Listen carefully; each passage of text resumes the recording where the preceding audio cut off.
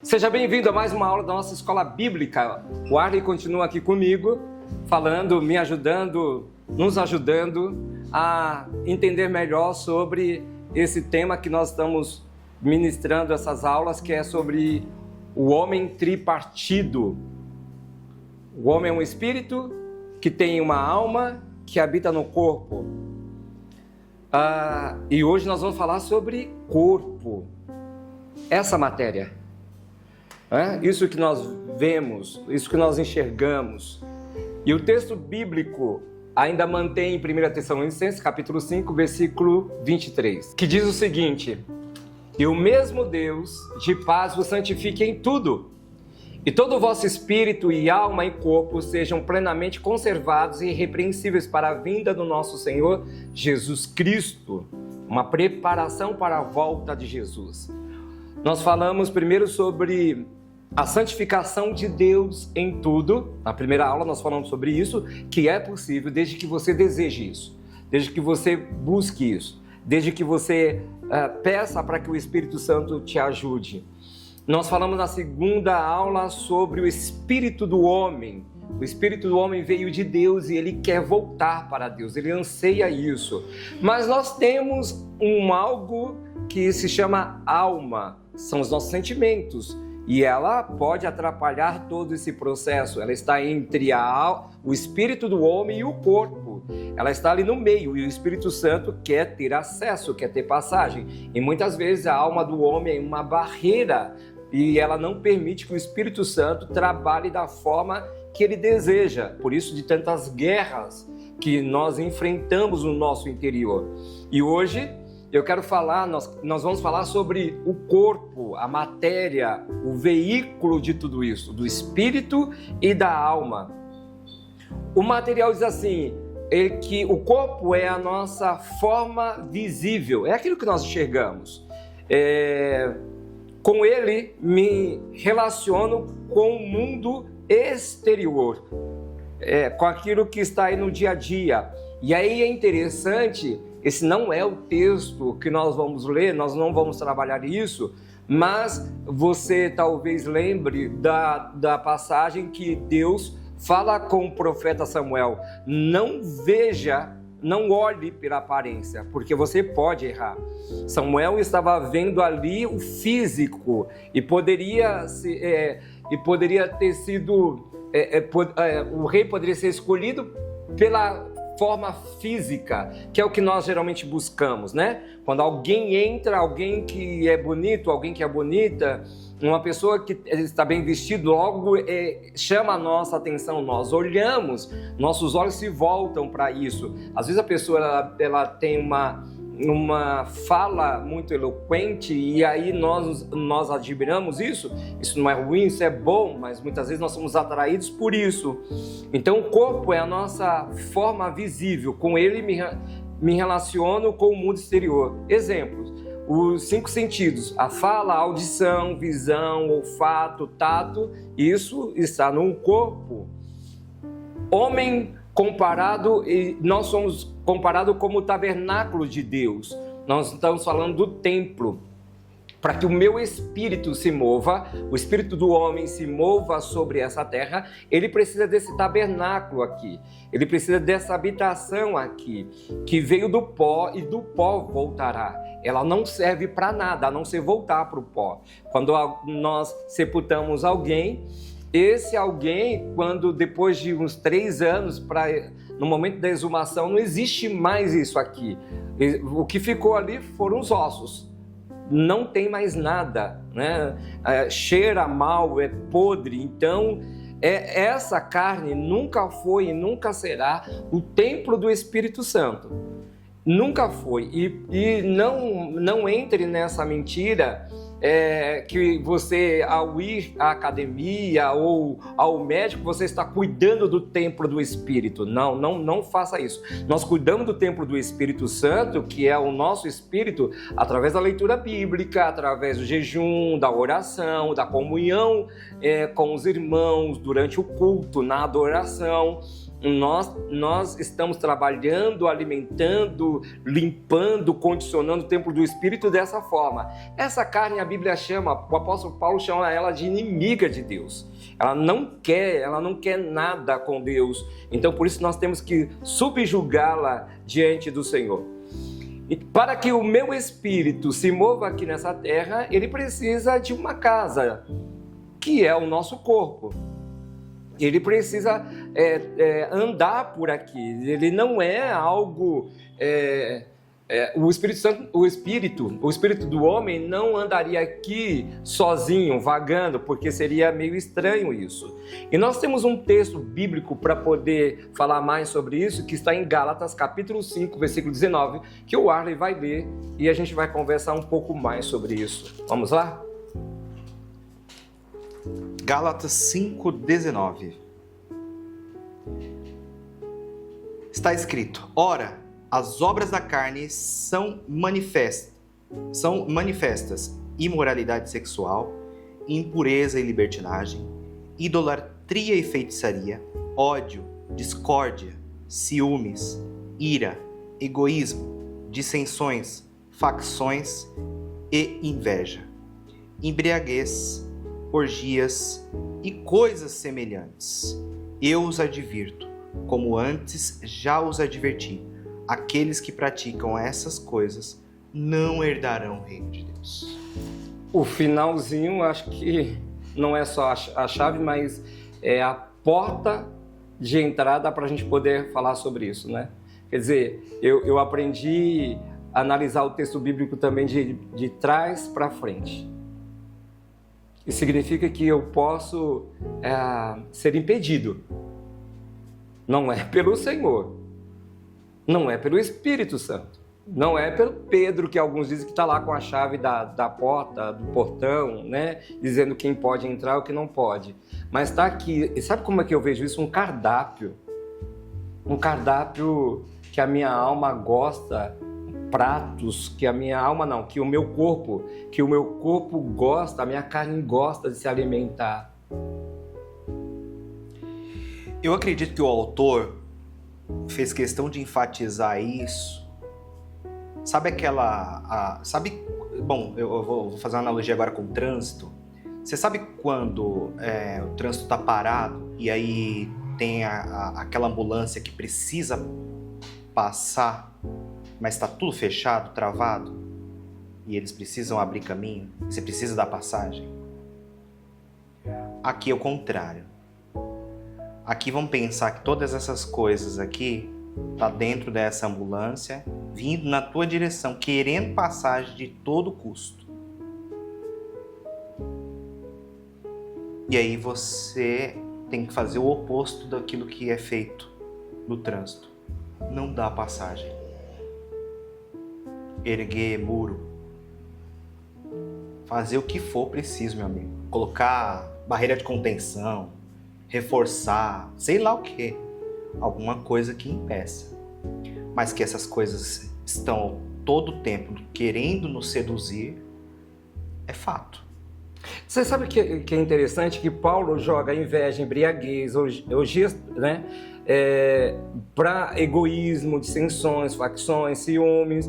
Já para o finalzinho, ele poderia começar aqui que para alguns, esse pecado não tem nada. Quem que não tem inveja?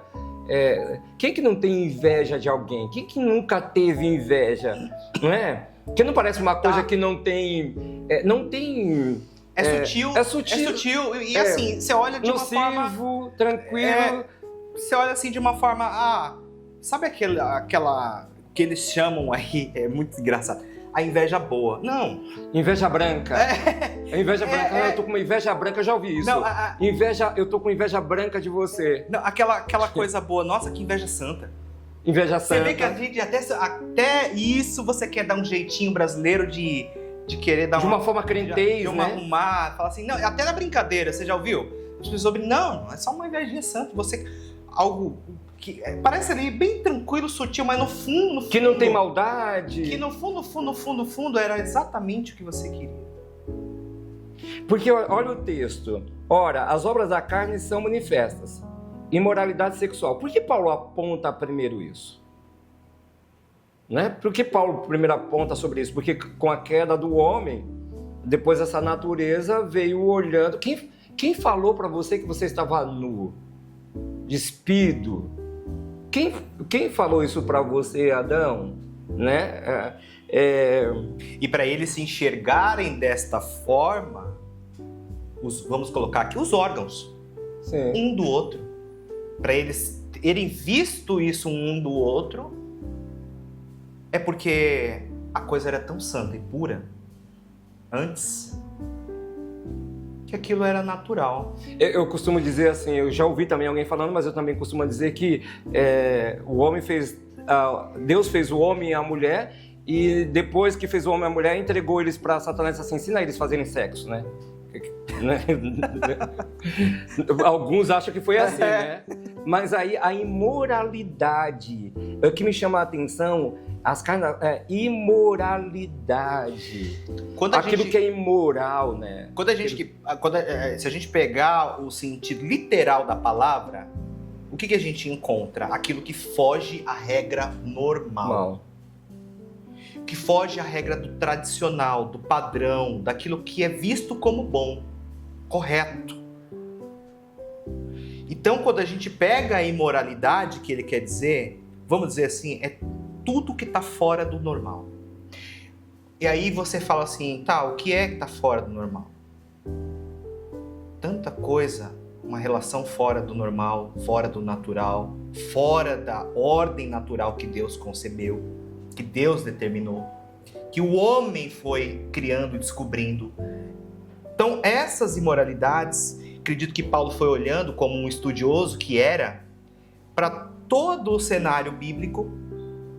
Então ele falou, aqui, se a gente olhar na Bíblia toda, do Gênesis ao Apocalipse, você tem uma lista tão imensa de questões das pessoas envolvidas com imoralidades, com traições, com erros de entregas que não deveriam ter sido feitas. Você vê o próprio Abraão a ponto de falar, toma minha mulher. O que é isso, cara?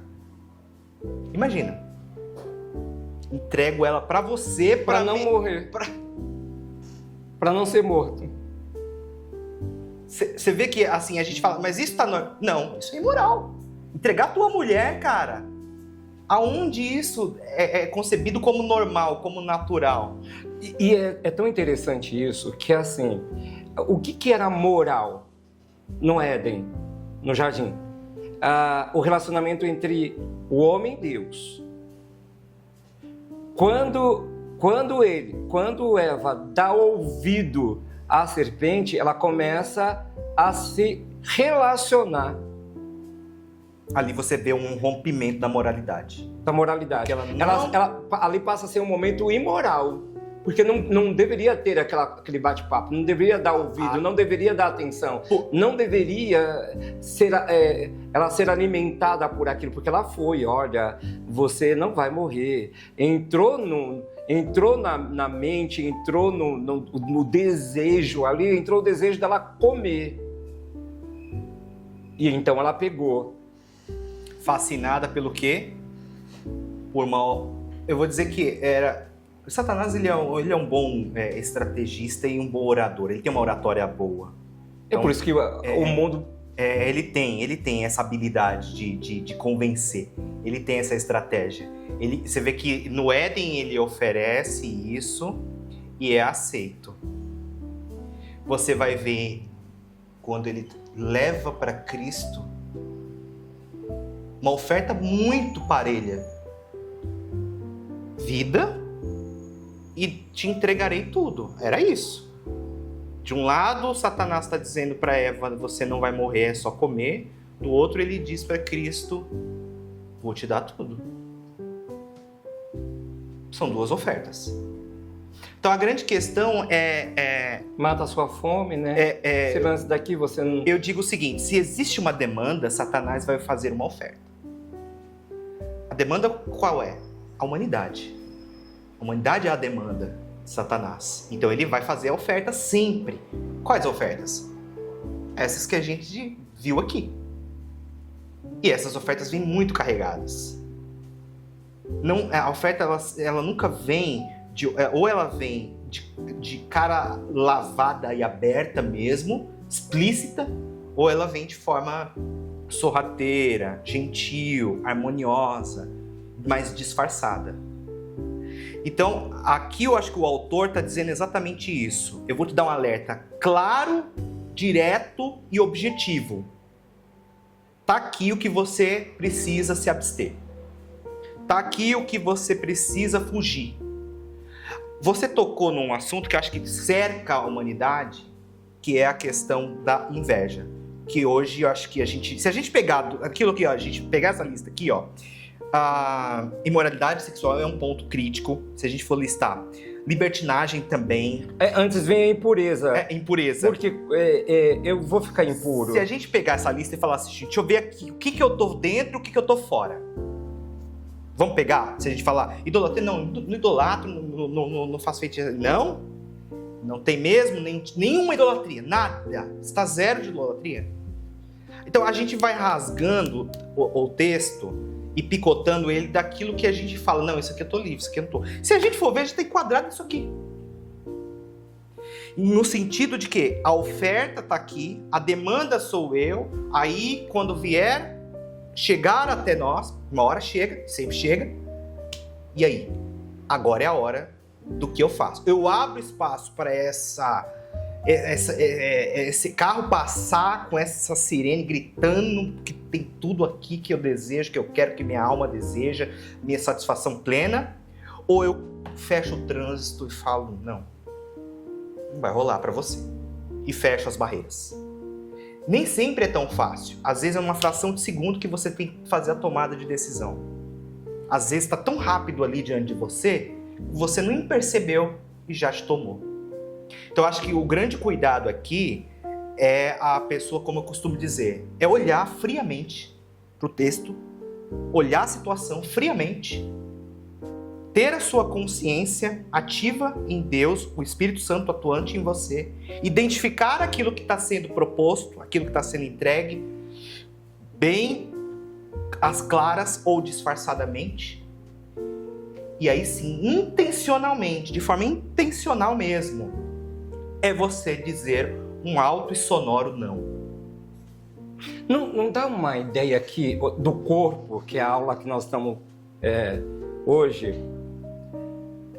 Minha mente, ela voa. Estou te ouvindo, e prestando atenção e por isso raciocinando. Porque só pode raciocinar quem, dentro daquilo que está sendo falado, quem está prestando atenção. Uma coisa é alguém que está viajando na maionese, né? Quando volta, o que é mesmo que você falou? É diferente.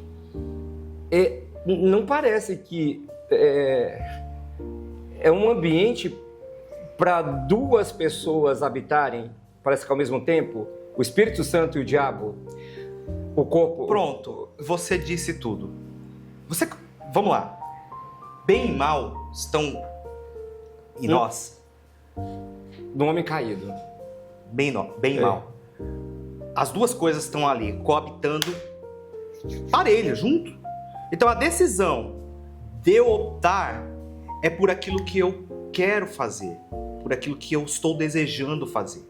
É claro que a manifestação disso talvez venha no momento que você nem sequer está despreocupado, mas lembrando que você está despreocupado nem aí para essas questões, você está focado em outra questão, você está aplicando a sua vida de forma diligente a Deus, a palavra de Deus, da maneira que Jesus estava fazendo durante o processo dele de jejum. Jesus estava sendo diligente ao Pai, aplicando o texto, fazendo o que tinha que ser feito, jejuando, entregando-se a Deus. E nesse momento que ele estava mais, vamos dizer assim, ele estava num momento frágil. Humanamente, sim. Espiritualmente, não. Tava sem comer, o corpo estava fragilizado. Por isso que ele entregou primeiro a ideia do pão. Tava fragilizado, você concorda? Ok. Então, qualquer oferta no momento de fragilidade, ela é perigosa. E qualquer decisão no momento de fragilidade das suas emoções, da sua alma, dos seus pensamentos, pode te levar a errar. E pode te levar e te conduzir ao pecado. Então a ideia é, nesse momento eu digo, seja frio, é um termo que a gente usa, frio e calculista, mas a gente usa dentro de uma conotação até um pouco negativa. Mas se você olhar pelo aspecto positivo, analisando friamente, você toma a melhor decisão. Você não é afoito, não é aflito e não corre o risco de cometer tantos erros e desembocar dentro de um pecado. Eu tenho uma ministração, eu já ministrei na igreja e não gravei, que diz que não decida nada com fome. Lembra de Esaú? Foi baseado nele. O tema da administração foi baseado em Esaú, né? Não decida nada com fome. E aí o diabo tentou pegar Jesus, ali era a porta de entrada, pela sua fragilidade. A fome. Pela sua fraqueza do corpo. No corpo. Sim, no corpo. E olha que coisa interessante. Imoralidade sexual, impureza. Porque se eu parto para isso, e aí a gente precisa entender, porque a Bíblia, no Antigo Testamento, ele vai dar uma ideia que a idolatria era prostituição para Deus. Quando Israel se voltava para os deuses pagãos, quando Israel se voltava para os deuses dos filisteus, dos amorreus, Deus dava uma lista de nomes, olha, essa turma aqui não. Por que essa turma aqui não? Não era só por causa deles, mas porque essa turma, eles adoram isso, vivem para isso, sacrificam a esses deuses e vivem como se esses deuses fossem de verdade. Eu não sou o Deus deles. Eles vivem disso, para isso, eles são isso. Aquilo que Dagon, aquilo que Moloque, eles vivem aquilo, eles se relacionam com isso. E Paulo, no Novo Testamento, a deusa Diana, ele faz um enfrentamento contra a deusa aos Efésios, né? Quando Paulo vai contra toda uma idolatria de prostituição que para ela era um culto agradável, e aí ela vai trazendo uma impureza, automaticamente uma libertinagem. A gente olha isso de uma libertinagem quando os homens quiseram construir uma torre, a Torre de Babel, chegar diante de Deus ou dizer, nós somos tão quanto poderosos assim como nosso Deus, né? A idolatria e automaticamente a feitiçaria, que aqui eu vejo também como espírito de encantamento, a feitiçaria porque vai trazer uma ilusão, a feitiçaria faz isso. Saul procura uma feiticeira e ela, entre aspas, o diabo ali se incorporou em Samuel, né, trazendo a figura de Samuel. E aí, lógico que através disso vem todos os sentimentos que aparentemente ódio, quem nunca sofreu um ódio, discórdia, quem nunca discordou de alguma coisa, ciúmes, quem nunca se irou, ireis, mas não pequeis. Aí tem alguns crentes que se baseiam nisso, mas a Bíblia diz que ireis, mas não pequeis. Mas a ira não deve estar, não é? Tardio em irar-se. É engraçado que essa fala está no mesmo texto, está no mesmo contexto, mas eles... Não, a Bíblia fala que eu devo me irar, mas eu não posso pecar. Mas o fato de eu ter já se irado com algo, isso eu já estou na condição, né? Aí alguns falam assim, mas e aí então? Como é que a gente vai ser crente? Como é que eu vou seguir Jesus se eu sou homem, eu sou falho? Eu acredito, tá? Partindo da ideia de que quanto mais eu me aproximo de Deus, no sentido das práticas, das rotinas espirituais, daquilo que você deve fazer, como você faz todos os dias outras coisas da sua vida, trabalhar, comer, estudar e assim por diante, você vê que essas coisas são todas verbos. O orar, a aplicação da palavra, viver as escrituras, vai te distanciando disso aqui. É uma constante luta de bem e mal. Então você vê essas duas coisas ao tempo todo vindo ao nosso encontro. Então eu acredito que as rotinas espirituais, a dedicação às questões voltadas a Deus, vão gritar mais alto dentro de você. Sabe aquela voz? Aquela voz, aquele sentimento, aquela intenção proposital que muitas vezes vem dentro de você, que você fala, isso aqui não veio de mim não. Já aconteceu? Uhum. Acho que todo mundo. Não, isso aqui não. Porque você já tá, aí entra no autoconhecimento, você já está se conhecendo num ponto que você fala, aí você já começa a entender algumas coisas, já começa a descobrir o quê?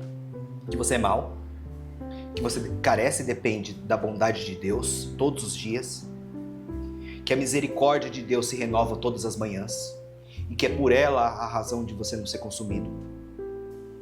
Então você começa a juntar o quebra-cabeça e entender o seguinte, que nesse ponto que você sofre essas questões, já respondendo a sua pergunta, como é que então eu vou ser cristão? Como me livrar dessas coisas aqui? Fato é que a gente está cercado por isso o tempo inteiro, como a gente já concluiu aqui. O que fazer agora daqui para frente é usar as armas espirituais.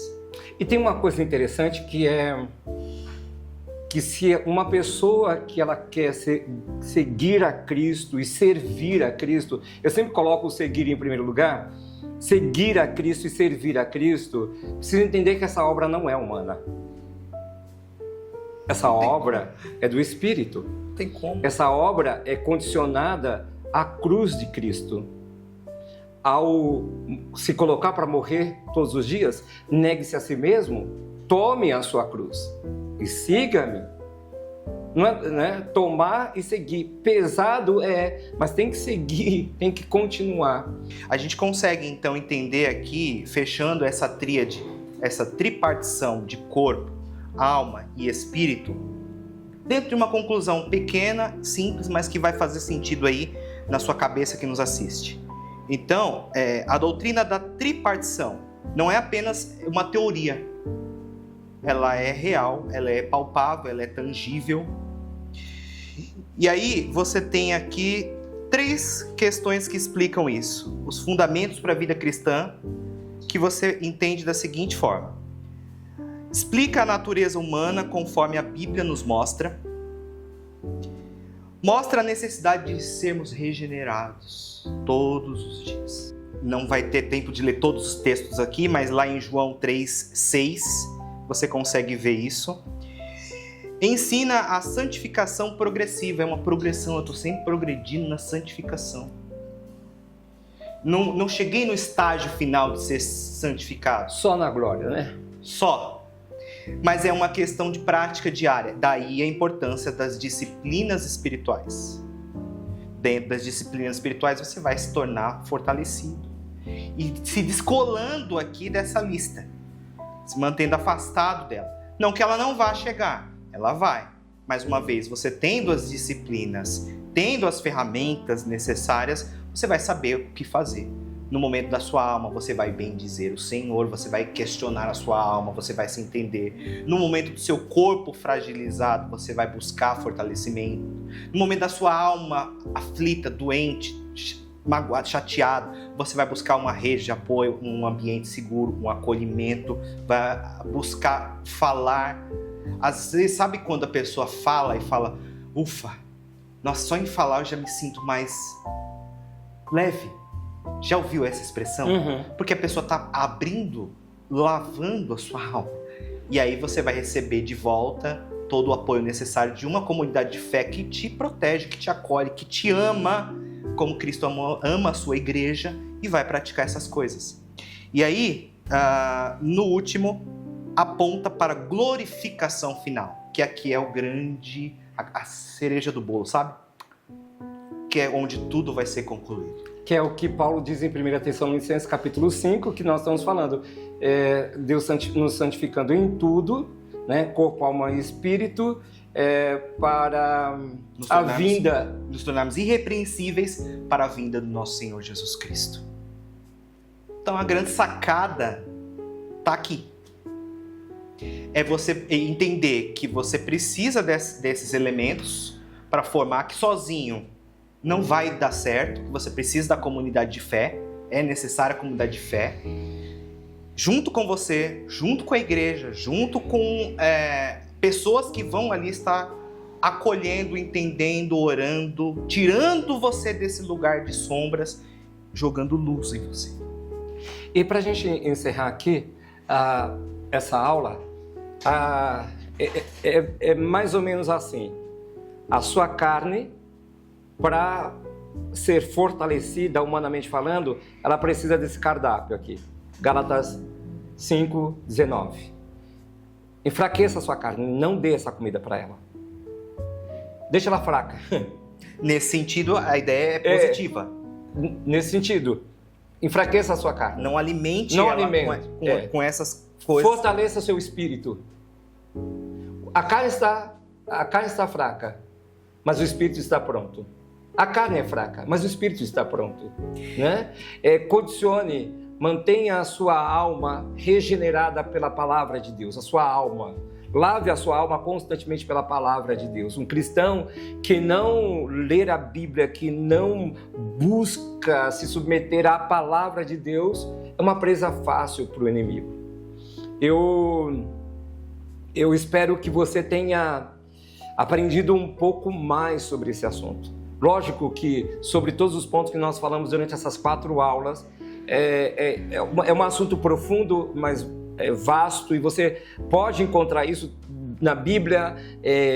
Você pode procurar livros que possam falar sobre isso, de autores, lógico, de homens e mulheres que são saudáveis no Senhor, né? Falando sobre essas áreas. Não busque qualquer coisa na internet, mas busque de homens e mulheres comprometidas com a palavra de Deus, que está aí nos ensinando, e você pode, aprendendo cada vez mais, buscando cada vez mais, e como diz as Escrituras, crescendo na graça, em sabedoria, diante de Deus e diante dos homens, que é isso que nós precisamos.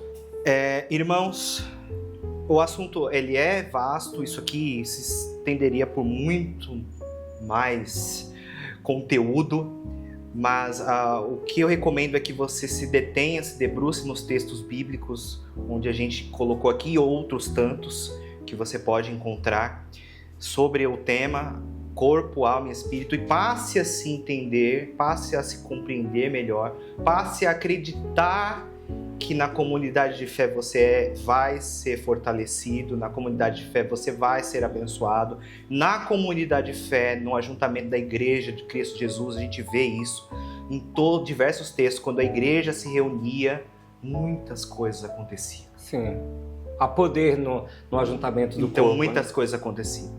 Então é importante, e aí eu fecho com um resumo esquematizado aqui, que eu deixei preparado, para a gente concluir essa questão. A santificação ela tem que ser integral, baseado no chamado, que é para quê? A santificação completa, corpo, alma e espírito.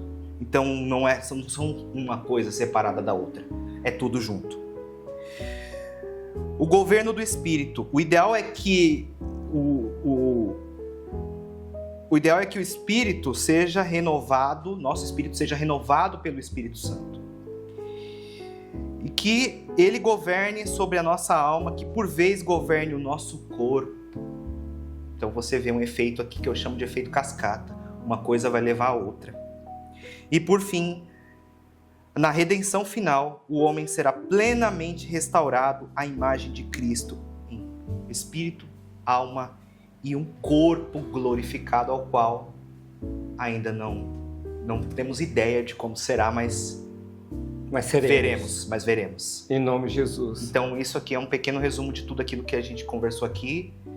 Espero que isso tenha trazido riqueza para você em pensamento, em alimento para a sua alma, para o seu espírito, e práticas também para a sua vida cristã. Amém. Obrigado por ter aceitado o nosso convite. Foi um tempo muito bom, maravilhoso. E eu espero que você volte mais vezes. Deus abençoe. Amém. Grandemente. E eu te espero na próxima aula, em nome de Jesus.